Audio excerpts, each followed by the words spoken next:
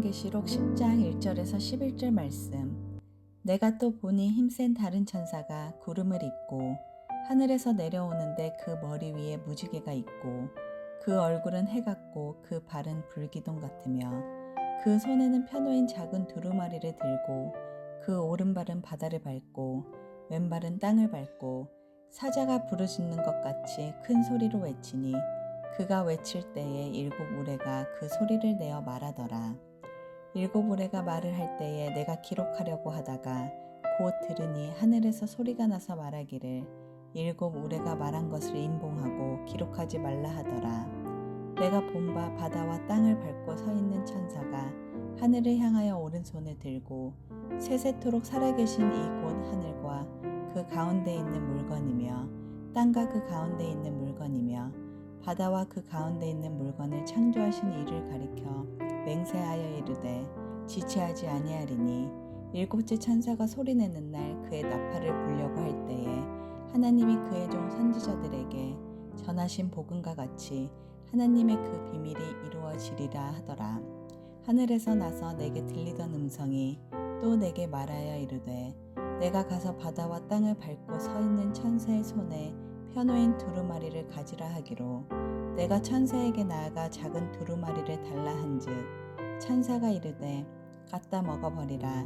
내 배에는 쓰나 내 입에는 꿀같이 달리라 하거늘 내가 천사의 손에서 작은 두루마리를 갖다 먹어버리니 내 입에는 꿀같이 다나 먹은 후에 내 배에서는 쓰게 되더라. 그가 내게 말하기를 내가 많은 백성과 나라와 방언과 임금에게 다시 예언하여야 하리라 하더라. 아멘.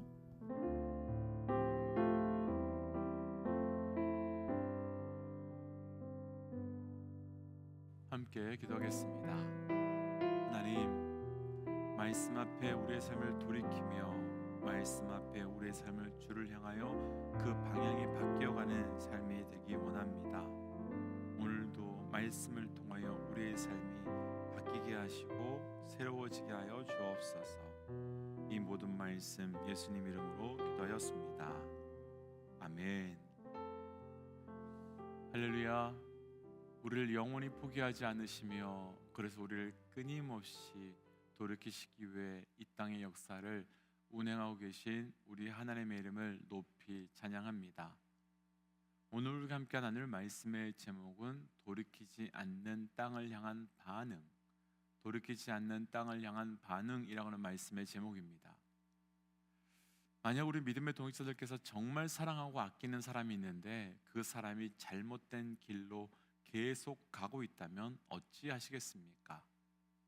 아마도 대부분의 분들은 당연히 그 사람을 돌이키기 위해서 애쓰고 노력해야 한다라고 말씀하실 것입니다. 그런데 만약 그렇게 노력하고 돌이켰음에도 불구하고 끝까지 돌이키지 않는다면 어찌하시겠습니까? 아마도 여러 가지 다양한 반응이 있으실 텐데 오늘은 돌이키지 않는 땅에 대한 하나님의 반응은 어떠하셨는지, 그리고 또 우리는 어떻게 반응해야 되는지 그것을 함께 좀 묵상해 보려고 합니다. 이것을 함께 묵상하고 돌이키지 않는 땅을 향한 온전한 영적 반응을 통해서 그 돌이키지 않는 땅이 반드시 주께 돌아오며 돌이키는 영적 은혜가 우리 모두에게 있으시기를 주의 이름으로 축복하며 도전합니다. 돌이키지 않는 땅을 향한 반응. 첫 번째는 먼저 하나님의 반응으로요. 오늘 본문 4절 말씀입니다. 일곱 우레가 말을 할 때 내가 기록하려고 하다가 곧 들으니 하늘에서 소리가 나서 말하기를 일곱 우레가 말한 것을 임봉하고 기록하지 말라 하더라. 아멘. 오늘 말씀은 어제 말씀과 아주 밀접한 관계가 있는 말씀으로 어제 말씀에서 우리는 하나님께서 이 땅의 사람들에게 재앙과 경고의 메시지를 주셨다라고 나누었었지요. 그리고 그렇게 재앙과 경고의 말씀을 주신 이유는 분명했었습니다. 지금 너희가 하고 있는 것을 멈추어라 라고 하는 경고, 지금 너희가 있던 곳을 떠나라 라고 하는 경고였습니다.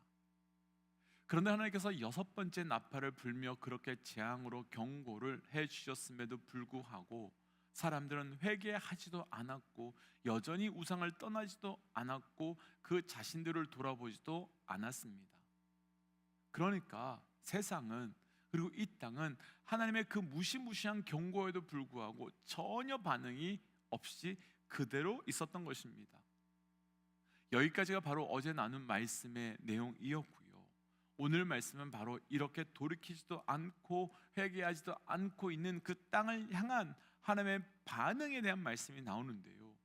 요한은 오늘 본문 1절에서 하늘에서부터 힘센 다른 천사가 구름을 입고 내려왔다라는 것을 보게 됩니다. 그럼 이때 하늘에서부터 내려온 힘센 다른 천사, 그러니까 지금까지 보았던 그 천사와는 다른 천사가 내려오는 것을 요한이 보면서 무슨 생각을 했을까요? 아마도 요한은 하나님께서 그렇게 심판과 재앙으로 경고하셨음에도 불구하고 땅의 사람들이 돌이키지 않으니까 지금까지와는 다른 힘센 천사를 보내서 하나님께서는 이제 세상을 끝내시려고 하시는구나, 하나님께서 이제 완전히 심판하시려고 하시는구나, 이제 완전히 끝장내시려고 하시는구나, 그런 생각을 요한이 하지 않았을까요? 이건 요한뿐만 아니라 제가 그 자리에 서서 그 장면을 보았다 하더라도 동일한 생각을 했을 것 같습니다. 그런데 여기서 멈추지도 않고 돌이키지도 않는 백성들을 보며 하나님께서 내려주신 힘센 천사가 누구인지를 보면 왜 보내주셨는지 알게 됩니다. 오늘 본문 1절에서부터 4절까지에서는 그 천사가 어떤 모습을 하고 나오는지가 나오는데요. 첫 번째는 그 천사는 다른 천사라고 나와 있습니다. 그러니까 지금까지 보아왔던 천사와 같지 않다라고 하는 의미이죠. 또 두 번째는 힘이 세다라고 말해요. 곧 그에게 특별한 능력과 권세가 있다는 뜻일 거고요. 세 번째는 구름을 입고 왔다라고 말하지요. 우리가 구름 위에 거함으로, 그 구름 위에 거함으로 이 땅에 오신 분, 그 구름은 하나님의 임재와 하나님의 영광인데 그 영광과 임재로 이 땅에 오신 분 누구입니까? 그렇죠, 오직 예수 그리스도밖에 없습니다. 더욱이 그 천사의 머리 위에 무지개가 있었다고 말하잖아요. 무지개는 하나님께서 물로 심판하신 이후에 다시는 물로 심판하지 않으시겠다라고는 그 약속의 의미로 주셨죠. 그래서 머리에 무지개가 있다라고 하는 것은 이분이 심판주, 이분이 바로 그 심판자라고 하는 뜻이며, 무엇보다 발에 불기둥이 있었다라고 하는 것은 이스라엘 백성을 구름 기둥과 불 기둥으로 인도해 주신 것처럼 하나님의 임재가 있다라는 것을 의미합니다. 그럼 우선 여기까지만 본다면 땅의 사람들이 멈추지 않고 돌이키지 않는 이때에 하늘에서 내려온 다른 천사, 그러니까 지금까지 보아왔던 천사는 완전히 다른 천사는 누구를 의미하는 것이겠습니까? 맞습니다. 바로 예수 그리스도, 심판주이신 예수 그리스도가 멈추지도 않고 돌이키지도 않고 회개하지도 않는 이 땅과 이 땅의 사람들로 인하여 오셨다는 것입니다. 그런데 그렇게 이 땅에 오신 심판자이신 예수 그리스도께서 하신 말씀이 있는데, 우리가 조금 전에 읽었던 4절 말씀을 한번 보시면 두루마리를 임봉하고 기록하지도 말라라고 말씀하십니다. 임봉한다라고 하는 말은요, 열렸던 것을 다시 닫으라고 하는 말씀이며, 실행하지 말라라고 하는 말씀이며, 멈추라고 하는 말씀입니다. 그리고 거기에 더해서 기록도 하지 말라라고 하십니다. 이게 무슨 말씀이겠습니까? 하나님께서는 땅의 모든 것의 3분의 1씩 재앙으로 심판하고 경고하셨습니다. 그런데도 땅의 사람들은 돌이키지도 멈추지도 않았습니다. 그때 하나님께서는 더 강한 심판을 내리시거나 혹은 강력한 최종 심판을 내리신 것이 아니라 모든 것을 멈추게 하셨습니다. 그리고 모든 것을 감추라고 하셨습니다. 그리고 하나님께서는 단순히 멈추고 감추라고 하신 것뿐만 아니라 요한에게 다른 것도 요구하시는데, 본문 11절을 읽고 한번 이 말씀을 연이어서 함께 좀 풀어볼게요. 11절입니다. 그가 내게 말하기를 내가 많은 백성과 나라와 방언과 임금에게 다시 예언하여야 하리라 하더라. 아멘. 하나님께서는 요한에게 많은 백성과 나라와 임금들에게 다시 예언하라 라고 말합니다. 지금까지 듣지 않았습니다. 그리고 지금까지 돌이키지 않았습니다. 그럼 하나님은 내가 이렇게까지 했는데도 너희는 듣지 않느니 나는 복이다 라고 하실 수 있는데, 하나님은 심판의 사건을 최종 심판이 있기 전에 멈추게 하시면서 다시 선포하고 다시 전하라고 말씀하고 있는 겁니다. 무엇 때문이겠습니까? 하나님은 절대로 이 땅에 어떤 사람도 포기하실 수 있는 분이 아니시기 때문에 회개하지 않는 세상을 향해서 나도 포기라고 말씀하시는 것이 아니라 다시 그들을 돌이키시기 위해서 모든 것을 잠시 멈추게 하고 이들에게 다시 전하라고 말씀하고 있는 겁니다. 사실 세상을 살다 보면 하나님 왜 안 오시나라는 생각이 들 때가 있고, 하나님 무엇 하시나라는 생각이 들 때가 있습니다. 도대체 하나님은 왜 가만히 계시나라는 생각이 들 때가 있습니다. 그런데 하나님께서는 아무것도 안 하시는 것이 아니라 가장 강력하게 기다림을 행하고 계신 것이며 그들을 돌이키고 계신 것입니다. 그러니까 돌이키지 않는 땅을 향하여 하나님의 반응은 돌이키시고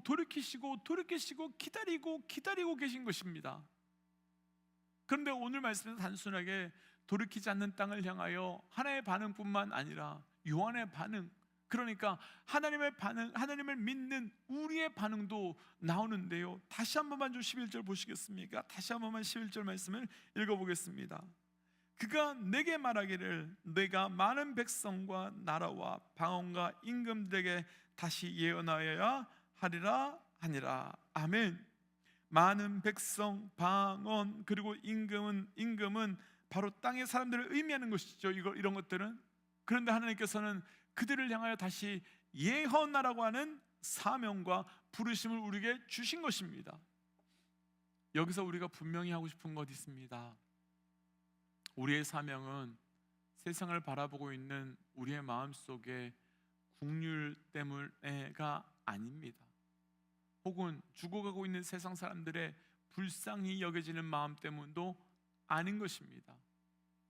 우리에게 주어진 이 사명은 이 땅과 세상에서 회개하지 않고 하나님 앞에 돌아서지 않는 이 세상과 사람들을 여전히 사랑하셔서 아직까지도 심판을 유보하고 계시는 그 하나님의 마음, 그 하나님의 사랑 때문에 우리에게 주어지는 시간이며, 우리가 복음을 전하고 우리가 이 땅에 남아있는 이유는, 그 사명을 갖는 이유는 내가 세상을 사랑하기 때문에도 아니고 세상이 무엇인가 필요해서도 아니고,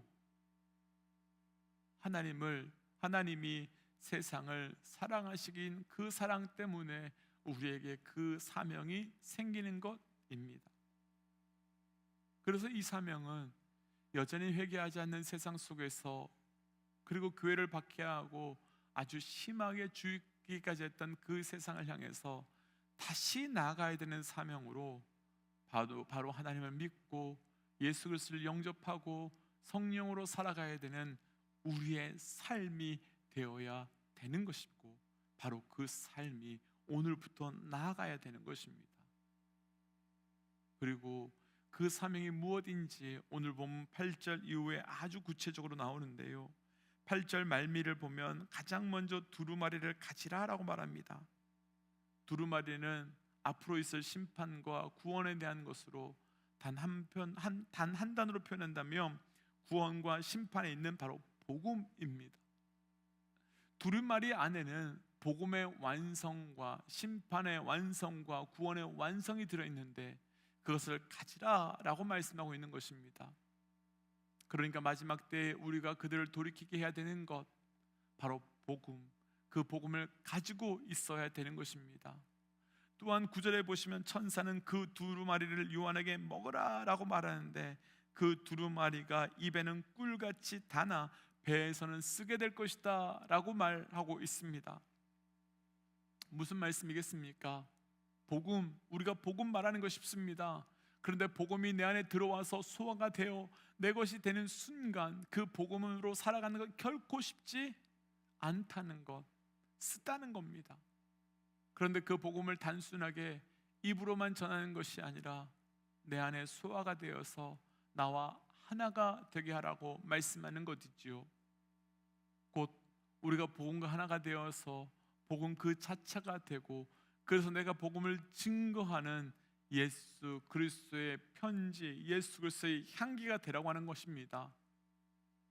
이 부분을 더 쉽게 표현해 본다면, 성경을 펼쳐봐도 하나님의 복음의 메시지를 볼 수 있지만, 하나님을 믿는 우리를 펼쳐 보아도 하나님의 복음의 메시지가 보여야 된다라고 말하는 것으로, 요한은 그 복음을 입으로만 외치는 것이 아니라 삶으로 살아내라, 그것을 먹어서 우리의 삶이 복음의 메시지가 되게 하라라고 하는 말씀으로, 사람들은 요한을 보며 복음의 메시지를 보고 듣고 경험할 수 있게 된 것입니다. 그렇다면 돌이키지 않는 이 땅을 향한 우리의 반응은 무엇이어야 하겠습니까?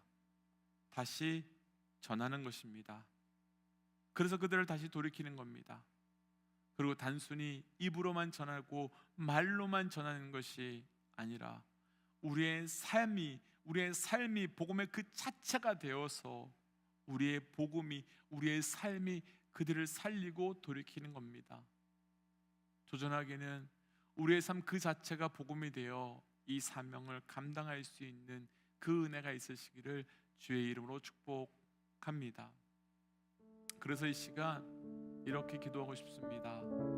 하나님, 우리를 위해 기다리고 계신 하나님, 우리가 이 땅을 향한 복음의 증인이 되어 하나님의 그 복음을 온전히 전하며 돌이키는 삶을 살게 하여 주옵소서라고 함께 기도하겠습니다. 하나님, 내 삶에 돌이키시기 위하여 지금도 기다리시는 우리 하나님의 이름을 높이 찬양합니다. 하나님, 내가 하나님을 더 깊이 있게 알고 돌이키러 가는 자 되어가기를 원합니다. 하나님, 내 삶에 아직도 돌이키지 못하는 것 있다면 오늘 돌이키는 삶 되게 하시고, 돌이켜 주께로 더 나아갈 수 있는 은혜를 더하여 주시옵소서. 하나님, 오늘 이 말씀 앞에 우리의 삶을 돌이키는 자 되게 하여 주옵소서. 하나님, 또한 우리가 돌이킬 뿐만 아니라 우리가 돌이키는 복음의 통로로 삼아 주시옵소서. 하나님, 그래서 날마다 우리를 통하여 주께 돌아오는 놀라운 역사가 확장되고 증거되도록 일하여 주옵소서. 이 모든 말씀 예수님 이름으로 기도하였습니다. 아멘. 믿음의 동역자 여러분, 오늘 우리의 삶이 복음의 증거, 복음의 그 자체가 되시기를 주의 이름으로 도전합니다. 함께 선포하고 삶의 자리로 또 기도의 자리로 나아가지요. 함께 선포하겠습니다. 하나님은 살아계십니다. 아멘. 승리하십시오.